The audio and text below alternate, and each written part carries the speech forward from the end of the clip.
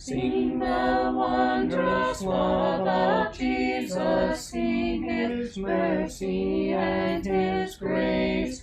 In the mansions bright and blessed, He'll prepare for us a place. When we all get to heaven, what a day of rejoicing that will be. When we all see Jesus, we'll sing and shout the victory.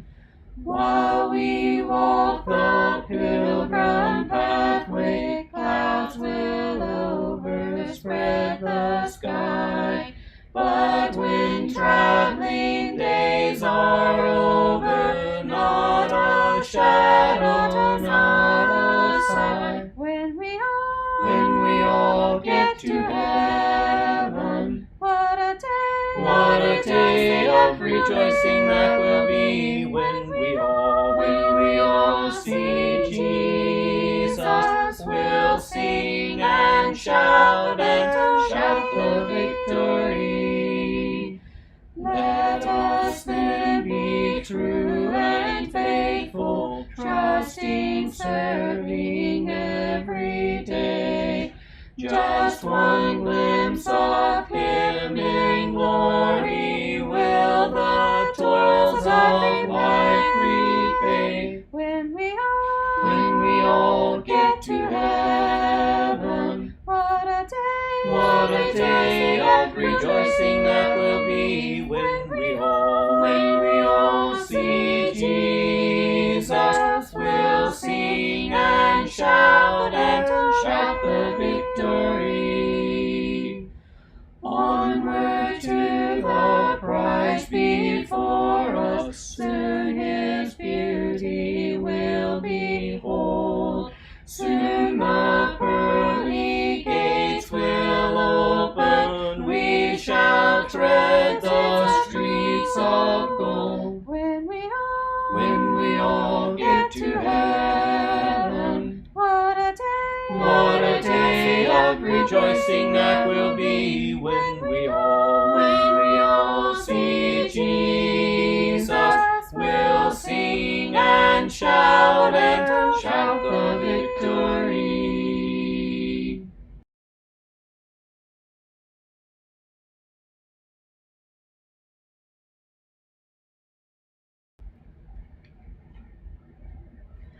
wonderful story of love.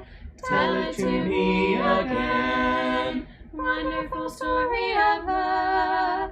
With the immortal strain, angels with rapture announce it, shepherds with wonder receive it. Sinner, oh, won't you believe it? Wonderful story. All right, so chapter 25, starting in verse 19, these are the records of the generations of Isaac. I believe I ended the discussion last time talking about, verses 12 through 18. So that's 7 verses. Covers pretty much everything we know about Ishmael after he's sent away. He lived 100 and some odd years, and that's just all we get of him. I pointed out that the reason for that primarily is that the story's not about Ishmael. In fact, when we were last talking about Ishmael was when Abraham was saying, can it be through Ishmael? And God said, no. And so he is not pertinent to the story about how God is bringing the Christ into the world. And so we just get this little record of his sons. They're named, there's 12 of them. They become 12 princes. Why are we given that information at all? Does anybody recall what we talked about last time? Yep, when God sent him away, or told Abraham to send him away, he promised him that he was going to make a great nation out of him. This is the record that we have that he kept that promise. He gave him 12 sons. Those 12 sons functioned as princes, which indicates that they are wealthy. And that they had a nation. And that's what he said, I'll make a great nation out of them. It is kind of parallel to the 12 sons of Joseph and the nation that he would bring up through Joseph, which is a generation off yet, but those people became the Israelites. And so that's the parallel. He blessed Ishmael's family in the very same way that he blessed Isaac's family. Traditionally, the descendants of Ishmael are Edomites. That's the descendants of Esau. Oh, Yep. Traditionally, the descendants of Ishmael. These 12 princes, they settled. We're told in this text at the beginning of chapter 25, the areas that they settled in. This is, I think, the northern region of the Arabian Peninsula, and they are traditionally recognized as being the northern Arabians, are the Arab Muslims. And that is actually a position that was supported by Muhammad himself. He claimed to be a descendant of Ishmael. And the whole thing about Islam was that the promise made to Abraham was actually fulfilled through Ishmael instead of Isaac. That's their claim. And that therefore the Muslim faith is the true faith, and the Jewish faith was not. So they just kind of tried to swap that around. But anyway, that's what he claimed. He claimed to be a descendant of Ishmael, and he claimed that they were. So the Muslims that live in the Arabian Peninsula are generally viewed as being the descendants of Ishmael. And look, they're still around. So in the Bible, we talk about the Edomites being a nation, and you said that. Yep, that's the descendants of Esau. We're going to talk about them in just a minute. This is Jacob and Esau. Yep. Okay, so with Isaac and Ishmael, did the descendants of Ishmael take on a name other than Saudi Arabia? Is there a Bible reference? No, not that I'm familiar with. I'm not going to say there's not, because I could just be overlooking something or having forgotten something. But I think part of what happens here is that we can use hindsight to see why God rejects Esau or Ishmael, and what happens. right. God's like, today God can say, look and see which one did what I want. Yeah. Now, we're going to talk about this a little bit more in a moment on the descendants of Esau. This becomes a little bit bigger deal, but I'll just go ahead and introduce this idea here. We're being told the areas that these people settled. We're being told where they settled for a reason. Because as the children of Israel later come back through this territory, and they're coming to take over this territory, these people are the ones that they're coming into contact with. They are kinsmen. So these nations that went to war with Israel, that treated Israel so poorly, many of them, God specifically judged them and said, it is because of the way you treated your kinsmen when they passed through your land. Some of these nations on the way to the promised land refused to let them pass through the land, made them go around. God judged those nations. These are not unrelated people. These are people who are just a few generations back connected.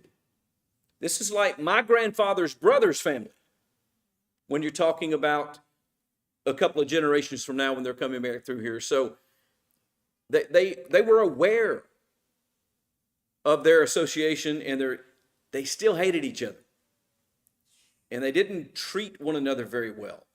And God was not happy about that. And there is something to learn from that. Because ultimately, all men are descended from the same family. And we need to understand that. We shouldn't hate other people who are created in the image of God. They're not really that different from us. We have a common ancestor, or two. Some of us have a whole lot more closer common ancestors than that, but you go back far enough, we all have a common ancestor. And so we shouldn't really view other people as being anything less than we are. And yet that's how people have treated others. And that is how nations have convinced their people and their armies to be willing to exterminate whole races of people by saying they're less than. They're not really fully human. That was the justification for enslavement of some people. To the point that, let's be frank, in the history of our own country, we determined that the slaves that we held here from Africa were 3/5 of a person. How could you look at a human being and say, well, we'll count them as 3/5 of the person, of a person, for purposes of the census, and then for every other purpose, they're not to be afforded any rights at all? How can you not see a kindred relationship with other human beings? And so that's part of what's going on here too, is we're being introduced to these little nations that would be thorns in Israel's side for a long time. These are where they came from. These are where these peoples came from. The people that settled in those areas, that's where they were from. They came from Ishmael. And we're going to see in just a moment the people that came from Esau. All right. These are the records of the generations of Isaac, Abraham's son. Abraham became the father of Isaac. Isaac was 40 years old when he took Rebekah, the daughter of Bethuel, the Araman of Paddan Aram, and the sister of Laban, the Aramean, to be his wife. So we'll remember that Nahor was Abraham's brother, which means Nahor was Isaac's uncle. That means that Rebekah was Isaac's cousin. So we're just kind of reminded of these relationships again. He was 40 years old when that happened, so we can get a kind of a timeline. He was 40 years old when that happened, so Abraham was how old when they married?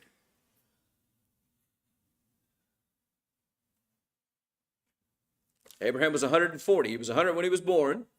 So when Rebekah and Isaac married, Abraham was 140, and Abraham was 175 when he died. Is that what it said? The last study, we should have covered that. I think he was 175 when he died. And so 35 years Abraham lived after the marriage. We don't hear much about Abraham, other than the fact that he took on another wife, Keturah, and he had some children. We quit following Abraham's story. We switch to Isaac's story once he's married. Why? Because this is the story of bringing Jesus into the world. So now that Isaac is married, that's the line we have to follow. And so he's 40 years old when he gets married. Isaac prayed to the Lord on behalf of his wife because she was barren. The Lord answered him, and Rebekah, his wife, conceived. But the children struggled together within her. And she said, if it is so, why am I this way?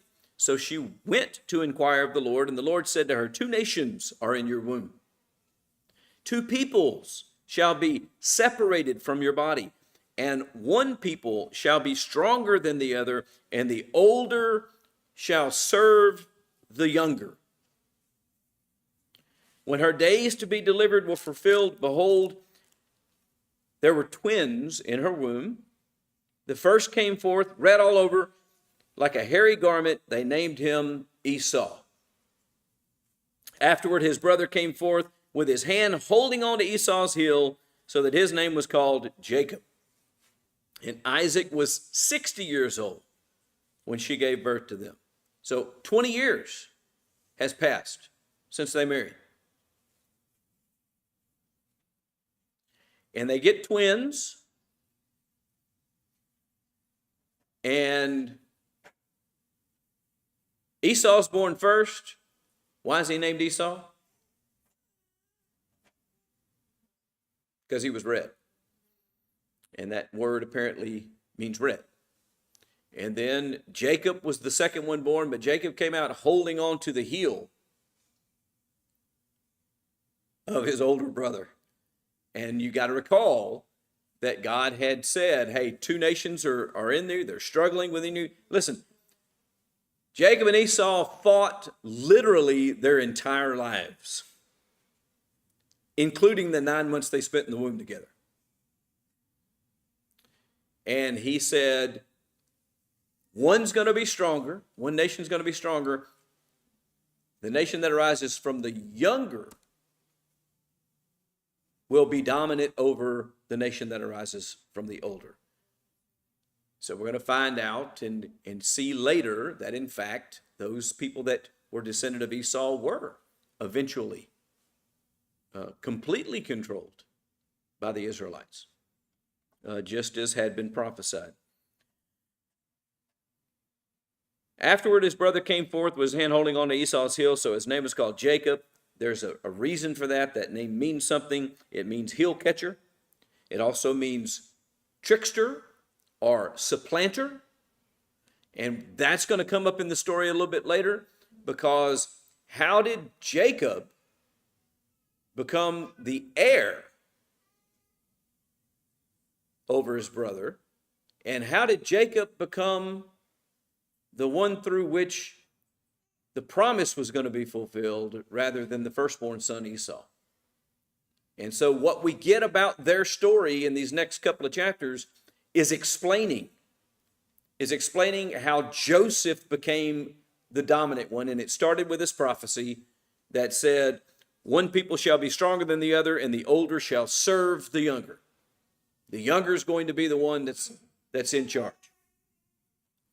Isaac loved Esau because he had a taste for game, but Rebekah loved Jacob. Oh, I skipped verse 27. When the boys grew up, Esau became a skillful hunter, a man of the field, but Jacob was a peaceful man living in tents. So Isaac liked Esau because Esau was a hunter and he liked to eat the food. And Rebekah liked Jacob because he was a quiet homebody. When Jacob had cooked stew, some translations will tell you, maybe even this one, in a minute, this was a lentil stew, which, by the way, if you've never eaten it, I encourage you to find a good place for it. It's pretty good stuff. When Jacob had cooked stew, Esau came from the field and was famished. So Esau's been out hunting and doing the things that manly men do in the field, and he is hungry, and he smells this stew, and he says, please, let me have a swallow of that red stuff there, for I'm famished. Therefore his name was called Edom. And again, Edom is a word that has reference to red. And that's why the Edomites are the descendants of Esau, because he was called Edom.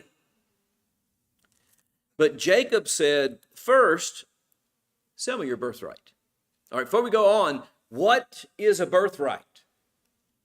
Because there's going to be something different at the end of the story that they struggle over. So what is a birthright?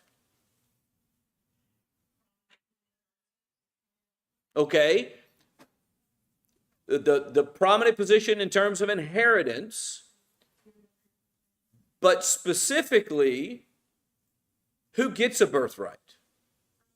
The firstborn. What Jacob says is, hey, I'll give you something to eat. You're that hungry and you want it that bad, but you know what? You got to give me your position in the family. I have to take over the position of the firstborn. I get the station, I get the name, I get the connection, I get the inheritance. I become the one who is the child of birthright. Now, to be fair, they're only minutes apart, but he was clearly the secondborn, and he didn't have the birthright. And so he is negotiating for that station and position. Esau said, behold, I am about to die. Now, I'm just going to stop and make an observation here. Have you ever worked all day? Have you ever been hungry from working all day? Has that ever been enough to make you starve to death and die? No. This is way overblown. He was not about to die. My kids occasionally would say, I'm about to die. They weren't about to die. Nobody in my house has missed very many meals. This was not actually a life-threatening thing. So here's the deal, and this is why it matters. Is the trade worth it?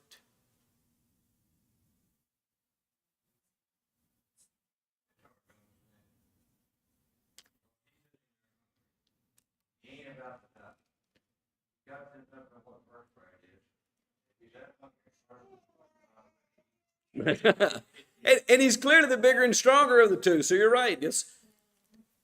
There's a good question to ask there. But what it really shows or demonstrates to me is that Esau was very materialistic in his mindset. His life was about going out into the field and hunting and gathering and doing that kind of stuff. And food was more important to him than some birthright that he's not going to get until who knows when.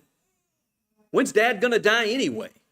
And if I don't live till that day, what good is that?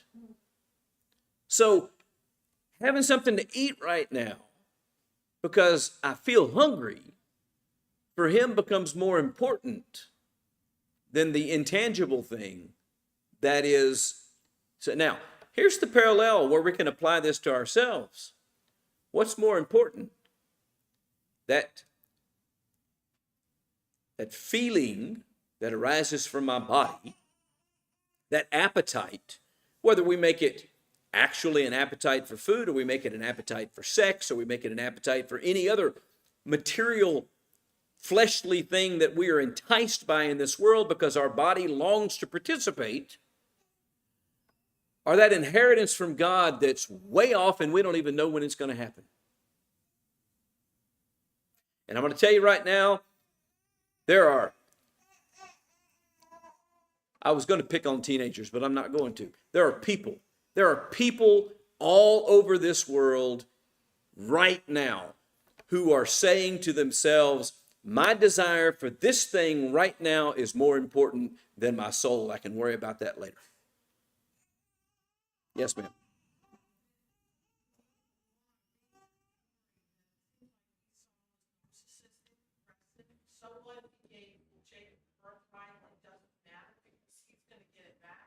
Well,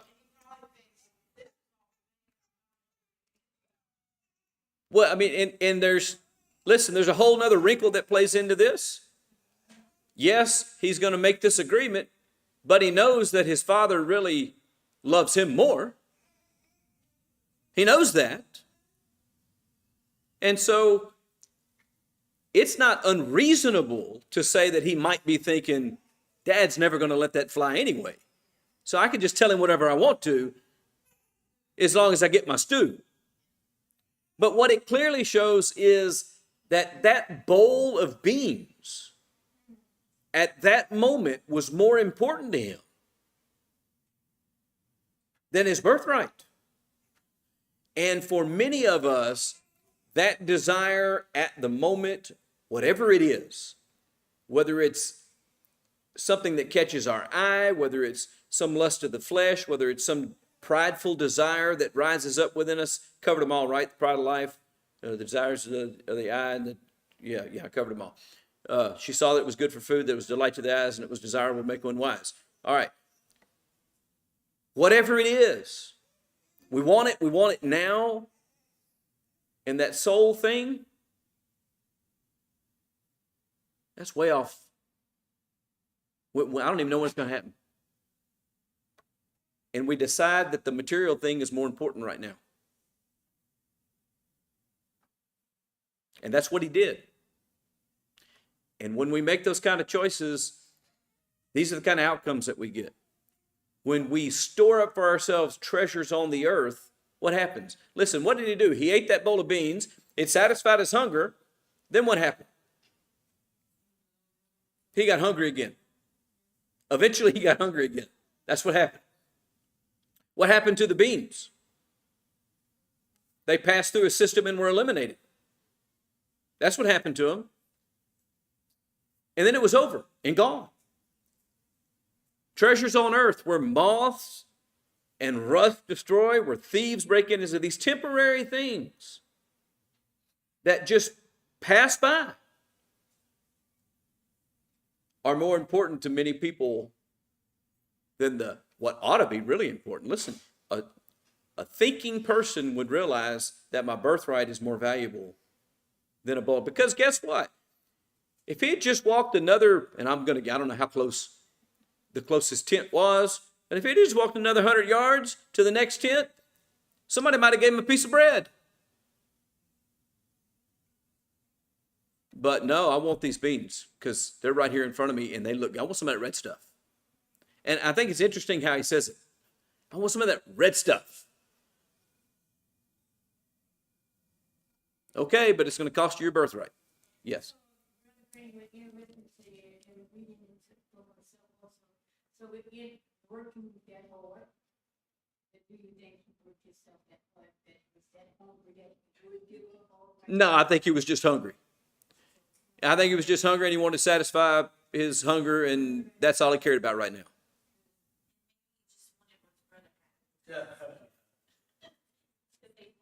Oh, are you suggesting that there might be some civil rivalry between the two of them? Sibling rivalry again? Just a little bit? Yep, that's all right.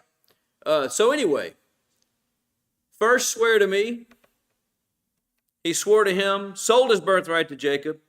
Jacob gave Esau bread, and look at that. He was a nice guy, threw some bread in too. And he ate and drank, gave him something to drink too. And rose up and went on his way. Thus Esau despised his birthright. That's the key sentence. Esau didn't respect the value of the birthright. It wasn't important enough to him. And that is what many of us do with our souls and with our heavenly inheritance from God. We talked about becoming heirs just Sunday morning, right? There's a lot of people out there that don't appreciate being adopted and made heirs. Doesn't mean anything to them. They despise their birthright. Did you have a comment? Okay.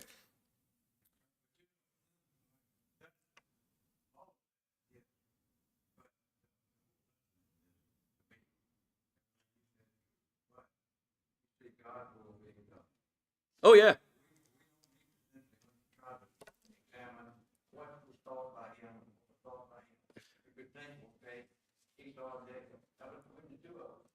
Right.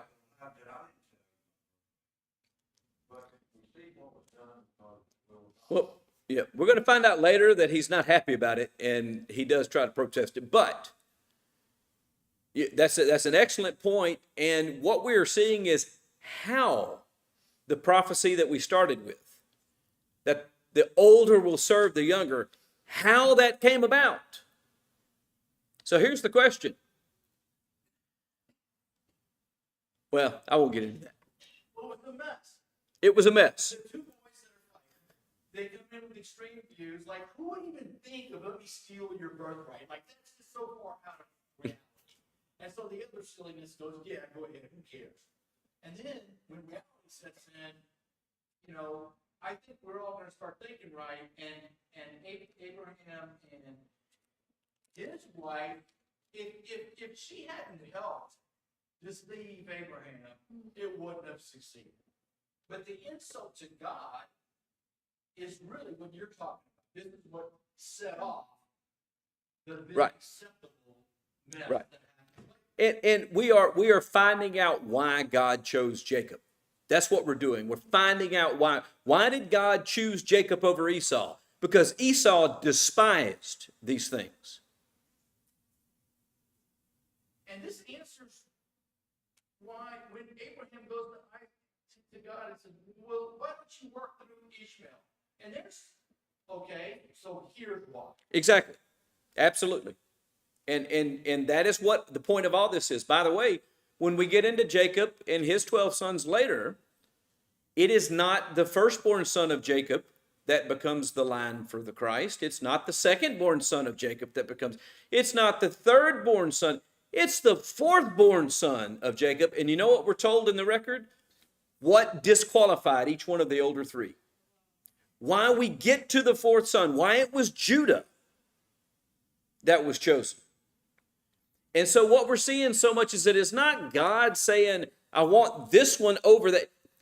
It's the people's character themselves that disqualify them. And God's prophecy is simply ahead of time saying this is the way it's going to. He's not saying how it's going to play out that way, but he's saying this is the way it's going to play out. And it's unfolding right before us. These are the things, the characteristics of Esau that made him unqualified and made Jacob the one chosen. There was a famine in the land.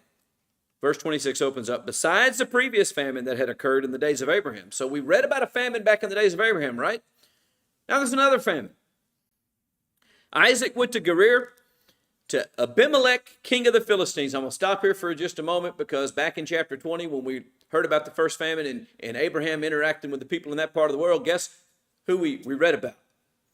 Abimelech. All right, so we're probably not dealing with the same Abimelech. This is what, 97 years later.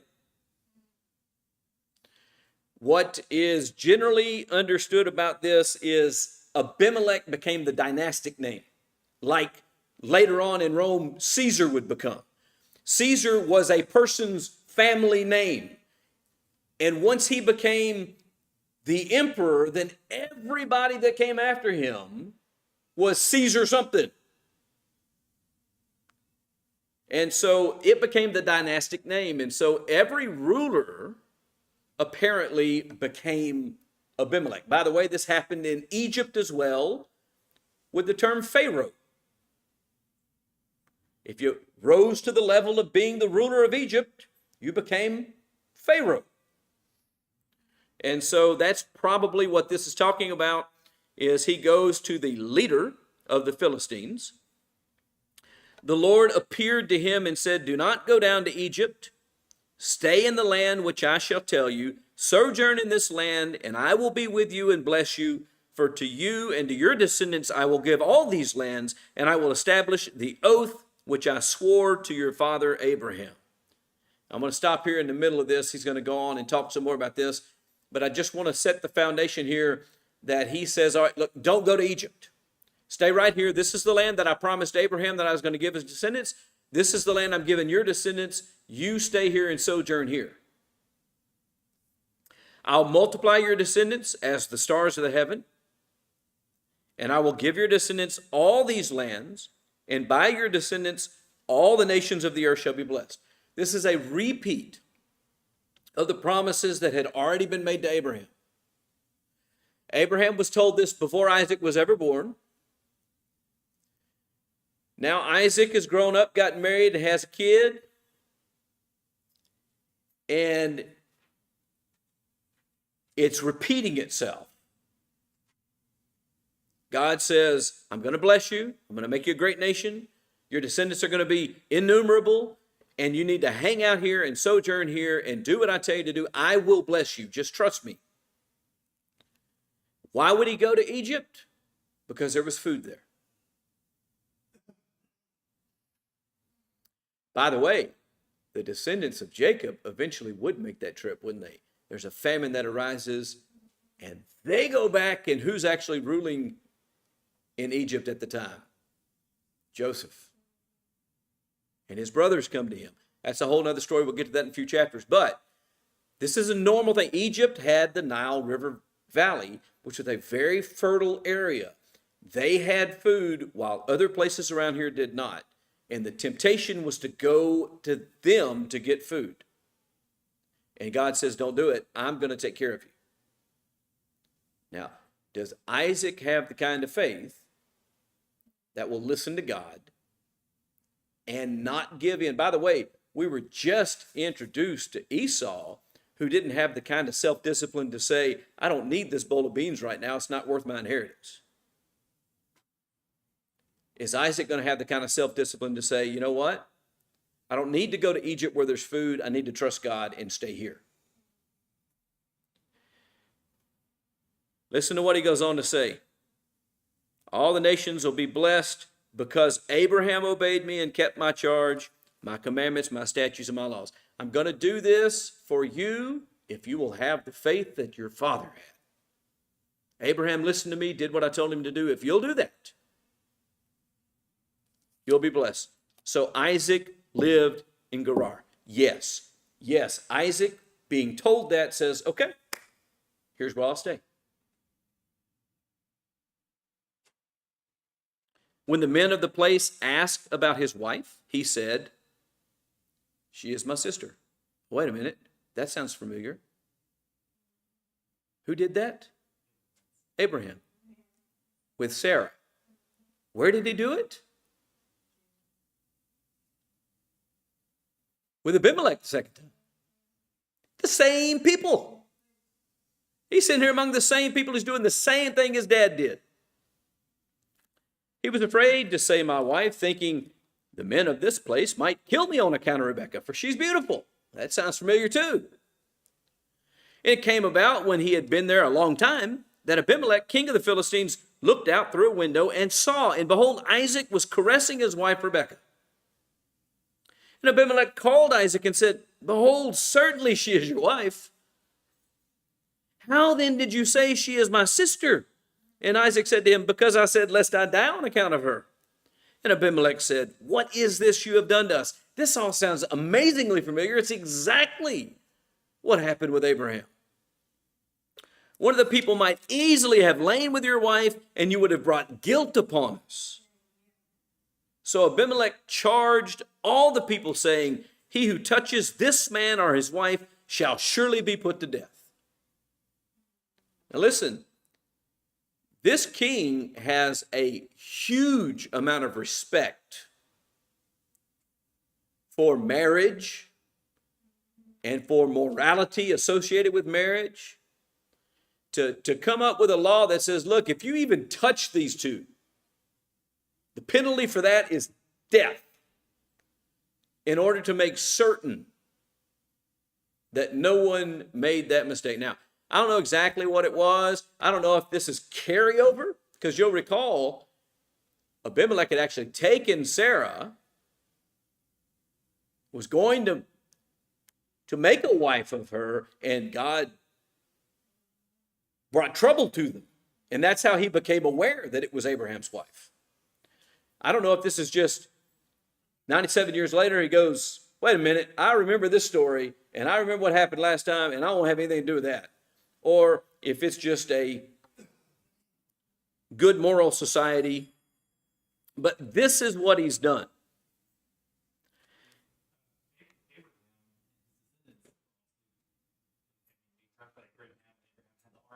Yep.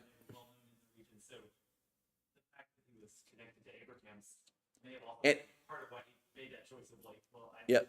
Be careful with these people. Right, and we need to recall, that's a good point, because we need to recall that what we learned about last time with Isaac was that Isaac had inherited everything from his father,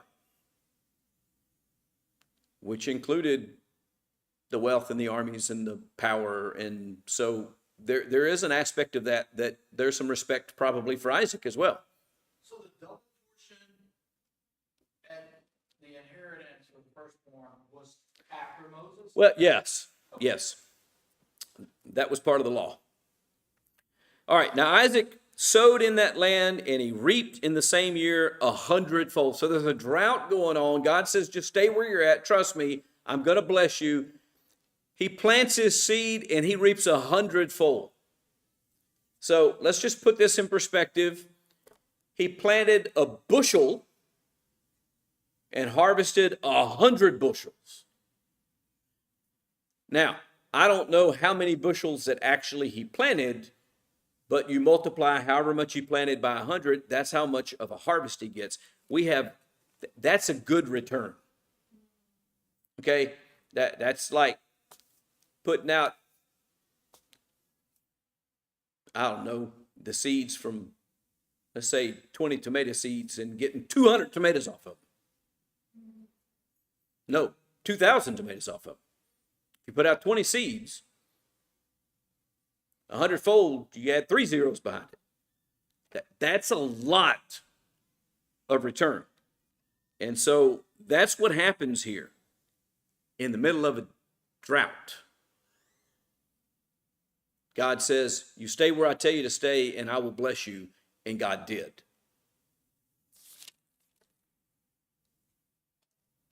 And the Lord blessed him.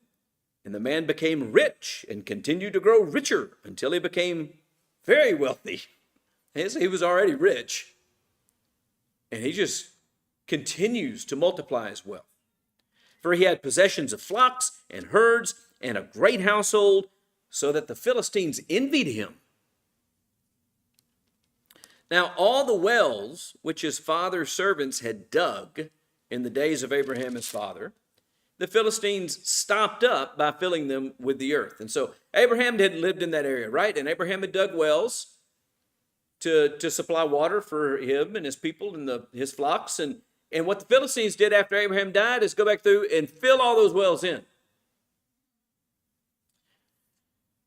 Abimelech said to Isaac, go away from us. You're too powerful for us.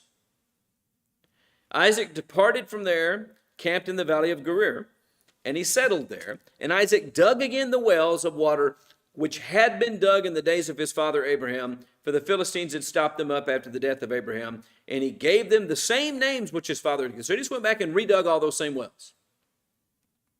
When Isaac's servants dug in the valley and found there a well of flowing water. So we're not just talking about digging a hole and finding water. We're talking about flowing water. This is a very, very productive well. Again, remember, we're told at the beginning of this story, we're in the middle of what? A famine. What is the key to overcoming a famine? Water. So they already envy him. He starts redigging these wells. Not only does he get water, but he gets flowing water. The herdsmen of Gerar quarreled with the herdsmen of Isaac, saying, the water is ours. So he named the well Esek, because they contended with him. Then they dug another well, and they quarreled over it too. So he named it Sitnah. And he moved away from there and dug another well. And they did not quarrel over it, so he named it Rehoboth, for he said, at last the Lord has made room for us, and we shall be fruitful in the land. So listen, he redigs his dad's wells, and they squabble over him, and they want him, so he just gives them up, and he moves on, and he digs some more, and he finds one, and they squabble, and he just keeps moving until finally he digs a well, and people leave him alone, and he says, okay, this is where I'm supposed to be. But do you notice what he didn't do? He didn't fight over any of this stuff. He quarreled with them. He had the means. They were afraid of him. They wanted him to move on because he was very powerful. They were afraid of him. He had the means to fight, but instead of fighting, he just moved on. He found somewhere else until he could live in peace. That's the kind of character Isaac is.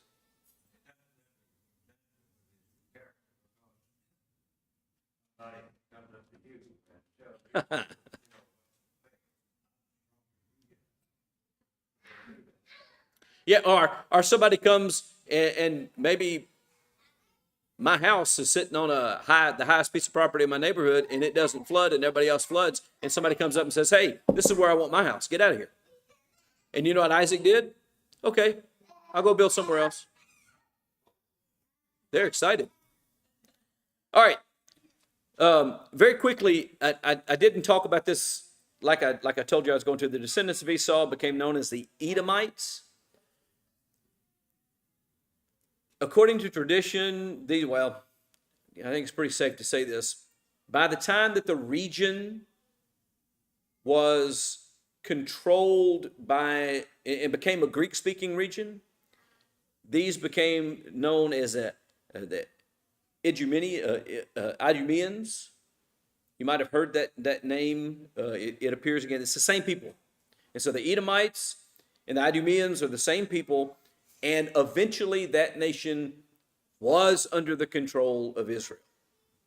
Once Israel, this is some time passes. So what we see as we read through this and watch this develop, when you see that happening, Israel controlling that region, and That's the fulfillment of this prophecy, that the younger will control the older. Is that area now Jordan? Yeah, they were more over in the Sinai Peninsula area a little bit more than.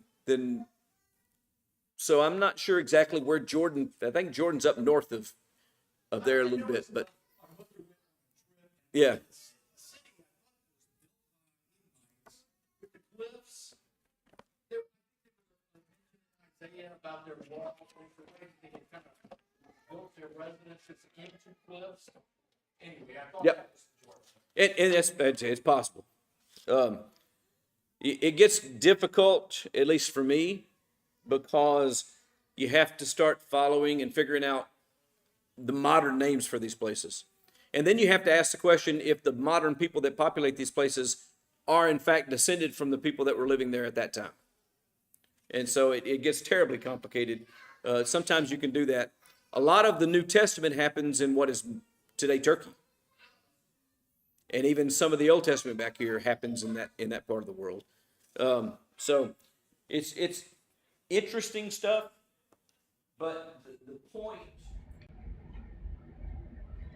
Wonderful story of love, tell it to me again. Wonderful story of love, with the immortal strain. Angels with rapture announce it, shepherds with wonder receive it. Sinner, oh, won't you believe it? Wonderful story of love, wonderful story of love, wonderful story of love, wonderful story of love, wonderful story.